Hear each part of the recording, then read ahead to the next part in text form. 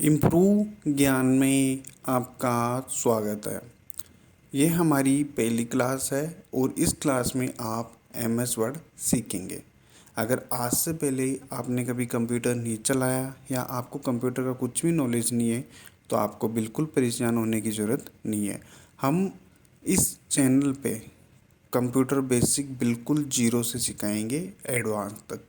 साथ ही आप इसमें माइक्रोसॉफ्ट एक्सेल, पावर पॉइंट और एडोबी के जो सॉफ्टवेयर है, जैसे उसमें फ़ोटोशॉप हो गया, इलस्ट्रेटर हो गया, आफ्टर इफेक्ट हो गया, प्रीमियम प्रो हो गया, एडोब ऑडिशन हो गया, इन सभी को आप इस जो चैनल है इसमें आप सीखेंगे। तो हम शुरुआत कर रहे हैं एम एस वर्ड से, जहाँ से आप बिल्कुल बेसिक से सीख सकते हो।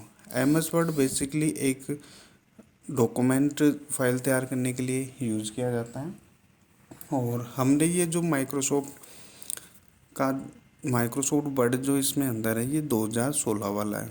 ठीक है, इससे पहले इसमें 2013 था, फिर इसमें 2010, 2007, इस तरीके से इसके वर्जन अपडेट होते गए और वर्जन पे 2019 चल रहा है। ठीक है, तो जैसे कि आप देख पा रहे हो इसमें जो ये सबसे आपको जो ये स्क्रीन दिख रही है ना, ये एम एस वर्ड की फ्रंट की स्क्रीन है। जैसे आप एम एस वर्ड को ओपन करोगे तो कुछ इस तरीके से आपको दिखेगा।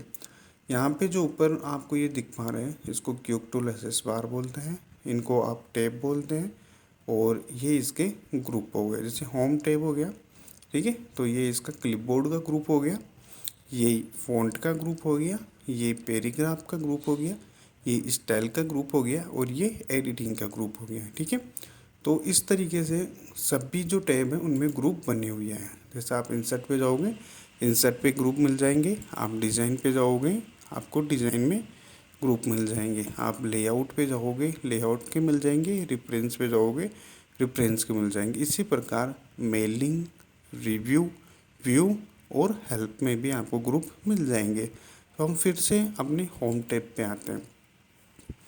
तो इसमें जैसे आप सब देख पा रहे हो ये फ़ॉन्ट का ग्रुप है और ये पैराग्राफ का ग्रुप है। ठीक है, तो इसमें पहले कुछ अपन डमी कंटेंट ऐड कर लेते हैं। तो उसके लिए क्या करना पड़ेगा, आपको कीवर्ड में इक्वल्स टू, इसके बाद RAND और आपको शिफ्ट के साथ 9 और 0 देना है। इसके बाद आपको यहाँ से एंटर देना है। आप जैसे ही एंटर दोगे तो कुछ डमी कंटेंट इसमें ऐड हो जाएगा। ये डमी कंटेंट हमने इसलिए ऐड किया है ताकि आप इन जो फ़ॉन्ट में जो ये टूल्स हैं ना इनका यूज़ करना आप सीख सके।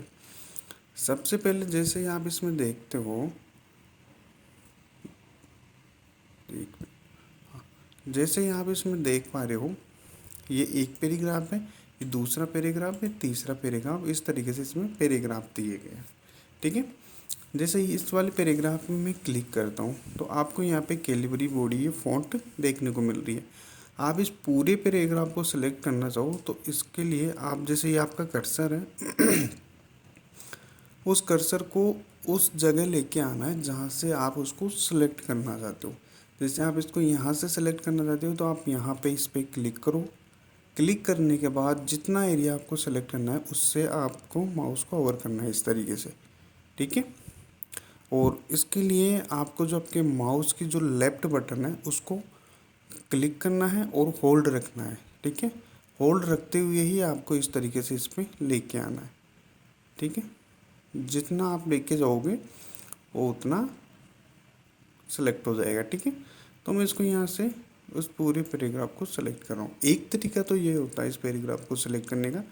दूसरा तरीका है कि आप यहाँ आओ इस पैराग्राफ के आगे और जो आपके माउस की जो लेफ़्ट क्लिक है उसको डबल बार क्लिक कर दो इस तरीके से, सॉरी एक मिनट, इस तरीके से। ठीक है, तो आप इसको जैसे 2 या 3 बार क्लिक करोगे तो ये क्या है, ये पूरा सेलेक्ट हो जाएगा इस तरीके से। अब इसके यहाँ फ़ॉन्ट चेंज करना चाहो तो यहाँ पे आना है और फ़ॉन्ट के जो शॉर्ट कीज़ होती है वो कंट्रोल, शिफ्ट और F होती हैं। अगर आप अपने कीबोर्ड से कंट्रोल, शिफ्ट और S प्रेस करोगे तो आप इसकी फ़ॉन्ट को चेंज कर सकते हो। जैसे मैं यहाँ पे क्लिक कर रहा हूँ और इस तरह की इसकी फ़ॉन्ट कर रहा हूँ तो आप देख पा रहे हो जैसे ये वाला पैराग्राफ है तो इसकी फ़ॉन्ट है कैलिबरी और ये वाला पैराग्राफ है इसकी फ़ॉन्ट है एल्ग्रियल, ठीक है, एल्ग्रियल। तो ये इस तरीके से ये चेंज होती है, ठीक है। तो ये चीज़ आपको समझ में आ गया होगा। इसके बाद में जैसे आप आगे चलते हो तो ये इसकी फ़ॉन्ट की जो साइज़ होती है उसको इंक्रीज़ करने के लिए काम में लिया जाता है, ठीक है। तो इस ये भी तभी काम करेगा जब आप किसी वर्ड को या किसी पैराग्राफ को या किसी लाइन को सेलेक्ट करके रखोगे, ठीक है। जैसे मैं इसको सेलेक्ट करके रखूँगा और अब मैं इसकी साइज़ बढ़ाऊँगा तो इसकी साइज़ बढ़ जाएगी, और जितना एरिया मैंने सेलेक्ट करके रखा हुआ है ये उसी की साइज़ को बढ़ाता है, ठीक है। इस तरीके से अगर आप पूरे पैराग्राफ के बढ़ाना चाहो तो पूरे पैराग्राफ को सेलेक्ट करो और इस तरीके से इसकी साइज़ बढ़ा सकते हो, यहाँ से कम कर सकते हो, ठीक है। तो ये चीज़ आपके क्लियर हो गई होगी कि आप किस तरीके से फ़ॉन्ट चेंज कर सकते हो, किस तरीके से आप साइज़ बढ़ा सकते हो, साइज़ को कम कर सकते हो, ठीक है। आप फ़ॉन्ट एक सिंगल कैरेक्टर की भी चेंज कर सकते हो, अगर इसकी चेंज करना चाहो तो केवल आप इसकी भी चेंज कर सकते हो, और आप एक सिंगल वर्ड की भी फ़ॉन्ट चेंज कर सकते हो, ठीक है, इस तरीके से। तो इस तरीके से अगर आप किसी सिंगल वर्ड की ही साइज़ बढ़ाना चाहो तो उसको सेलेक्ट कर लो। इसके बाद आप जैसे इस तरीके से बढ़ाना चाहो तो उसकी साइज़ को बढ़ा सकते हो, या कम करना चाहो तो इस तरीके से कम कर सकते हो, ठीक है। तो ये चीज़ आपकी क्लियर हो गई होगी कि आप किस तरीके से फ़ॉन्ट चेंज कर सकते हो, किस तरीके से आप साइज़ को कम या ज़्यादा कर सकते हो। नेक्स्ट जो चीज़ इसमें आप देख पा रहे हो वो बोल्ड, ये जो है ये बोल्ड के लिए यूज़ होता है, और इसकी जो शॉर्ट कीज़ होती है वो कंट्रोल बी यूज़ करते हैं, ठीक है। अब ये भी इसी तरह वर्क करता है जिस तरीके से अपन ने साइज़ बढ़ाई है कि सबसे पहले आपको उस वर्ड को, उस कैरेक्टर को या फिर उस पैराग्राफ को सेलेक्ट करना है, ठीक है। इसके बाद जैसे आप इस पर क्लिक करोगे बोल्ड हो जाएगा, यहाँ पे क्लिक करोगे इटैलिक हो जाएगा, यहाँ पे क्लिक करोगे अंडरलाइन आ जाएगी, ठीक है।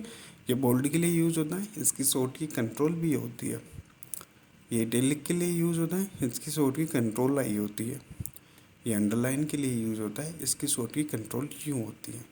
और जैसे आपको यहाँ पे ये दिख रहा है ना एरो, इस पर क्लिक करोगे तो आपको काफ़ी सारी अंडरलाइन यहाँ पे मिल जाएगी इस तरीके से, ठीक है। अगर आप ये अंडरलाइन कलर में देना चाहो तो अंडरलाइन कलर पे जाके और जो भी कलर आप यहाँ से सेलेक्ट करोगे उस कलर में आ जाएगी। जैसे मैं रेड सेलेक्ट कर रहा हूँ तो ये देखो रेड आ गई, ठीक है। अगला जो ऑप्शन आता है वो आता है स्ट्राइक थ्रोट का। तो इसमें क्या करना है आपको, जो एरिया आप स्ट्राइक थ्रोट करना चाहते हो उसको सेलेक्ट कर लो। जैसे मैं इस सिंगल वर्ड को ही सिलेक्ट करता हूँ, इसी पे लगाना है, तो मैं इसको सेलेक्ट करने के बाद इस तरीके से इसमें आप कर सकते हो, ठीक है। अगला जो ऑप्शन आता है वो सबस्क्रिप्ट का, और जो अगला आता है वो सुपर स्क्रिप्ट का यूज़ होता है, ठीक है। सबस्क्रिप्ट की जो शॉर्ट कीज होती है वो कंट्रोल प्लस इक्वल्स टू होती है। जैसे मैं यहाँ पे H2O लिख रहा हूँ तो H2 एक वो जल का फॉर्मूला होता है, तो मैं इसको सेलेक्ट करता हूँ। तो इसके लिए मैं शिफ्ट दबा के और लेफ्ट एरो दबा दिया तो ये सेलेक्ट हो गया, ठीक है। आप देख पा रहे हो उसको, ये सेलेक्ट हो गया। इसके बाद में क्या करना है कि मैं इसमें सबस्क्रिप्ट पे क्लिक करता हूँ तो इस तरीके से ये सबस्क्रिप्ट हो जाएगा। और अगर मैं इसको एक्स स्क्वायर करूँ, शिफ्ट के साथ इधर वाली एरो दबाता हूँ और इस पर क्लिक करता हूँ तो देखो इस तरीके से ये सबस्क्रिप्ट हो गया और ये सुपर स्क्रिप्ट हो गया। तो इस तरीके से आप इनका यूज कर सकते हो, ठीक है। अगला जो ऑप्शन आ रहा है वो अगला जो ऑप्शन आ रहा है ये ऑप्शन है इसमें टाइपोग्राफी के लिए, या फिर आप टेक्स्ट पे कोई इफेक्ट डालना चाहो,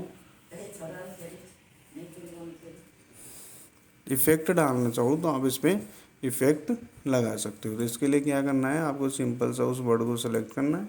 सेलेक्ट करने के बाद आप यहाँ पे क्लिक करके और यहाँ पे इस तरीके से इसके ऊपर और लिख जैसे लेना चाहो तो यहाँ से ले सकते हो। देखिए ये चीज़ें जैसे आप इसको प्रैक्टिकल करोगे तो ये ज़्यादा अच्छे से समझ में आएगी। और कोई भी चीज़ तब तक अपने को अच्छे से समझ में नहीं आती है जब तक अपन उसका खुद से प्रैक्टिकल नहीं करते। तो ये वीडियो देखने के बाद आप उसको खुद से जब प्रैक्टिकल करोगे ना इसका, तो आपको बहुत चीज़ें क्लियर हो जाएगी, ठीक है। इस तरीके से इसमें और भी काफ़ी सारे ऑप्शन हैं। जैसे ये आउटलाइन के लिए यूज़ होता है, ठीक है। तो इसके ऊपर की जो आउटलाइन होती है उसके लिए ये शैडो के लिए यूज़ होता है, परछाई के लिए। और ये रिफ्लेक्शन के लिए यूज़ होता है जो वाटर में होता है उस तरीके से। ये ग्लो के लिए यूज़ होता है कि अगर आप ग्लो कराना चाहो तो ग्लो करा सकते हो। ये नंबर स्टाइल के लिए यूज़ होता है, ठीक है।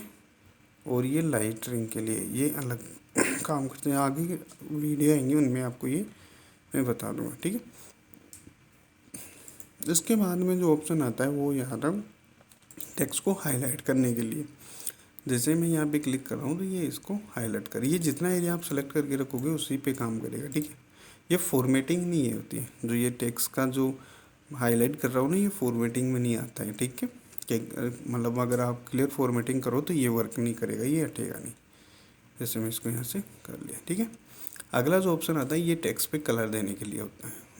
जैसे यहाँ पे save and time in the, तो ये देख पा रहे हो ये ब्लैक कलर में आ रही है। अगर आप इनकी फ़ॉन्ट वो ये टेक्स्ट का कलर चेंज करना चाहो तो फिर आपको यहाँ पे आना पड़ेगा। इस पर क्लिक करो, इस पर क्लिक करने के बाद आप जो भी टेक्स्ट का कलर लोगे वो आ जाएगा, ठीक है।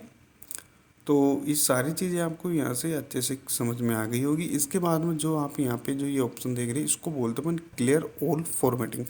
मतलब अगर आप इस पर जितनी भी फॉर्मेटिंग कर रखे हो उन सभी को हटाना चाहो तो क्लियर ऑल फॉर्मेटिंग कर सकते हो, ठीक है।